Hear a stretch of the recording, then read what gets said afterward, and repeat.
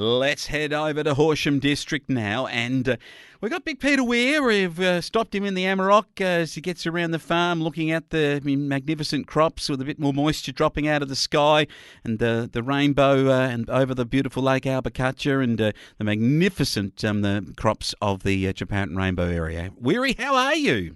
Yeah, good, Wayne, and yeah, it's going to be a nice day for a bit of driving around. I think it's quite windy today after that rain's passed through, but I think the weather will settle down and we should have some good weather for finals action over the weekend. We certainly will. We'll have a look at that in a minute because we've got the final matches of home and away, and let's go to the other games. The best of the rest, I thought, for this was Nanimak, 16,905 over the Swifts, 9,1064, and that is a big upset by Nanimak, and it makes for an interesting start for them next year because they've come up to 7th place on the ladder.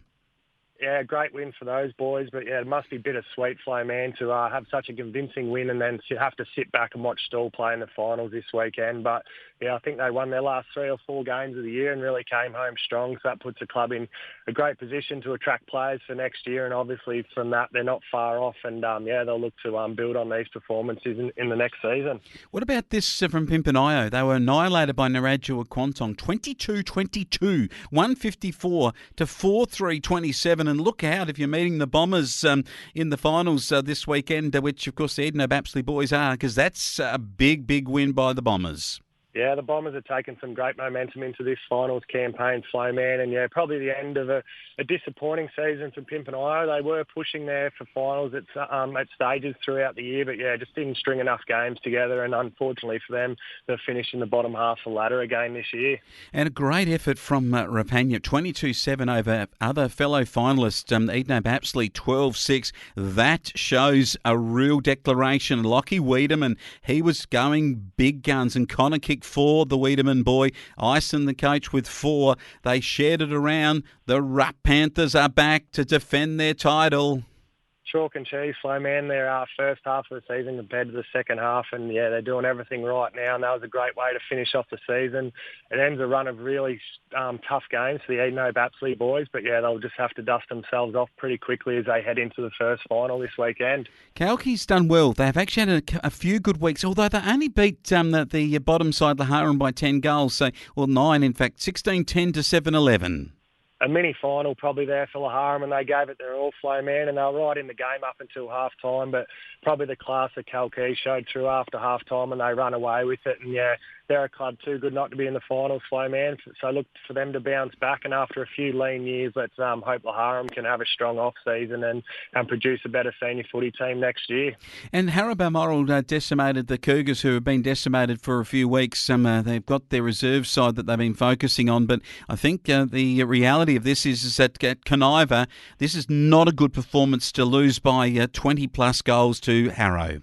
Yeah, and another tough year for the Conniva boys in the Horsham District League. They did look early on in the season that they might be on the improve, and they did for a while, and probably did win a few more games than they have, but ultimately still disappointing. And yeah, for the Harrow side of things, they finished what they started, and yeah, had a great finish to the year. Will Plush on balls, an underrated midfielder, and yeah, James Stouty back in the team, teamed up well with Simon Close to kick a bag of goals each. Well, when talking about a bag of goals, I looked at the results on Saturday night and I said, 27-22 Japan Rainbow, Taylor's Lake 3 goals, 9. I thought, a bag of goals, Weary must have kicked 10. And then I went through the list. I couldn't find your name until I got right to the bottom. Weary kicked 1, the full forward, and I thought you must have been injured, but you weren't. Well held, Weary. Yeah, very well held, Flo, man. It's in a scoreline like that, you usually expect the full forward to get on the end of a few, but it wasn't my day. But yeah, as always, Ash Clugston was a good chop out for me, and he kicked 5. And Trent Burgoyne, a class above through the midfield, got on the score sheet as well. And Xavier Oakley, who'll be an important player in our finals campaign, also got forward and kicked 4, Flo, man. So I was just quite happy to spectate. But yeah, at stages I had not much choice in that either. Apparently they reckon you've been spectating for 4 weeks by not being on the training track, Weary. Yeah, well, I think, yeah, I trained all last week, and that might not be the solution to my problems. And so I might take it easy next week before the first final, I think. Very nicely done. Weary, let's go to some things around the clubs. We've got netball this weekend, and you've got actually three of your sides in. The 15s are in the finals on Saturday, along with the 17s, and then the A grade have made the finals, which is fantastic for the Storm girls, and that puts them into the Sunday relegation match.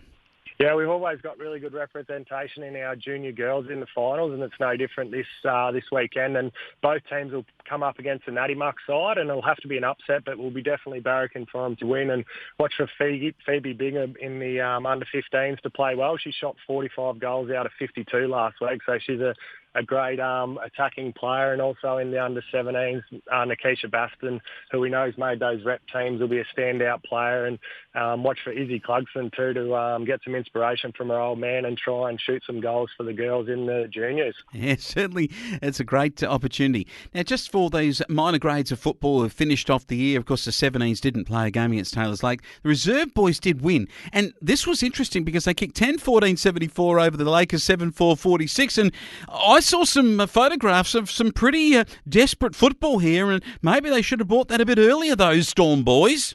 Yeah, the last 2 weeks has been great footy to watch Flow Man from the side, and yeah, another really close game in the reserves. And yeah, the boys probably could have had a better season, but it is hard on them with the fly-in plays and then a number of unavailabilities throughout the season. They just haven't been able to get anywhere near full strength for a run of games, and if they had, they would have made finals, but yeah, it's not to be this year.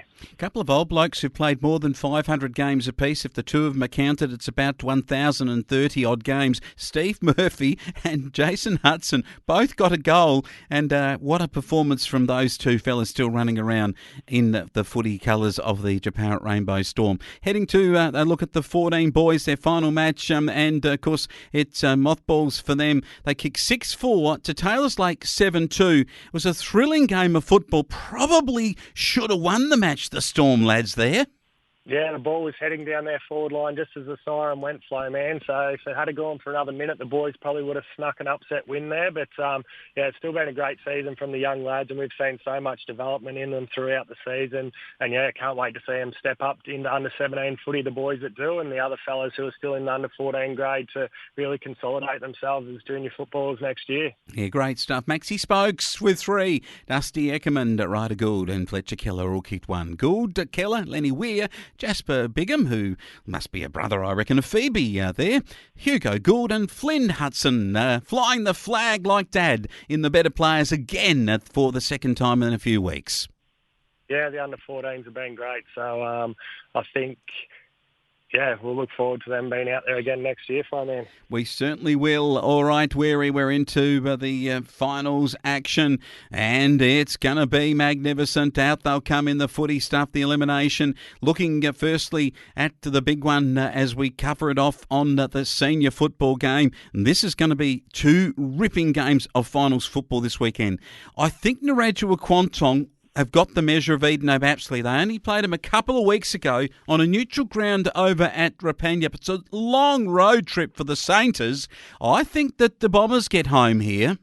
Yeah, if you look at the form lines of both clubs, Flow Man, you're definitely going to want to be in the Narrajua Quantong camp. I think they've had a great second half of the season, and Edenhope Apsley have come in off 4 losses, all by that against the top 4 teams, Flow Man. So that could actually work in their favour, that they have had these really tough battles, and as a club they're going to want to go further than they did last year, and they lost that first final last year. But I think in the ruck it'll start. Jack Vague's a great ruckman, as is Jack Ryan from the Edenhope team, and I think throughout Edenhope's midfield, Ben McIntyre, he played a huge game against us last year, so expect another big one out of him. And if they can give Cleve Hughes his opportunities up forward, he's an experienced player who's spent some time at Richmond, Flow Man, so the extra tempo won't faze him at all. And yeah, on the other side of the stick, I think Brock Orville's one to watch. As we know, he's a midfielder who gets forward and kicks goals, which is always damaging in a big final. Oh, absolutely. Rapanyup get the Swifts in the other game. This is a crucial match of football for both of them, and both sides, I reckon the Swifts' form has probably been more up and down. Rapanyup's has improved. I think Rapanyup get the job done here. Yeah, I think Rapanic might be too powerful for Stall. You look at blokes like Braden Ison, they take a lot of matching up on. Elliot Kelly through the midfield. Mitch Gleeson's had another really good season, and he's just a good finals player. He's strong over the ball, and he's just a metres gain type player. So they're going to be ones to watch for the Rapanic side. But Stall Swifts, we know if they can stay in the game, Taylor's Lake can be a bit of an awkward ground to play at. So if they can just wear down the Rapanic team, who probably aren't carrying as much confidence as they were last year, I think they're a chance to kick their own score as well. And watch for Angus Murray through the midfield flow, man. He's a bloke built for finals footy, and I think he'll kick some nice running goals and lift the Stall team. So might be closer than what we expect, but I think maybe Rapanic to sneak over the line in a close one. All right, the last time they met and the only time they met this season was way back in round 3 on the 29th of April, if you don't mind. And it was Swifts 10-12-72 to Rupp 9-13-67. So there you go. But I think Rupp have come a long way since their premiership hangover days back then early in the season. We'll look at all the other grades next week when we have a look at the big one when your blokes get out there and have an absolute dip at the senior game against Harrow Balmoral and Big Weary. We'll look forward to hearing about how well you go on the training track this week. No worries, Wayne. I think, the boys have been pushing for this top 2 spot to have the weekend off, and we'll look forward to refreshing ourselves. And, coming into the Harrow game, I'm sure those boys will be looking forward to it as well, as a lot of people around the league will be. Oh, fantastic stuff. Coming from Big Peter Weir, a very refreshed Big Peter Weir after his 1 goal last week. We'll catch you next week, big fella. Thanks, Wayne.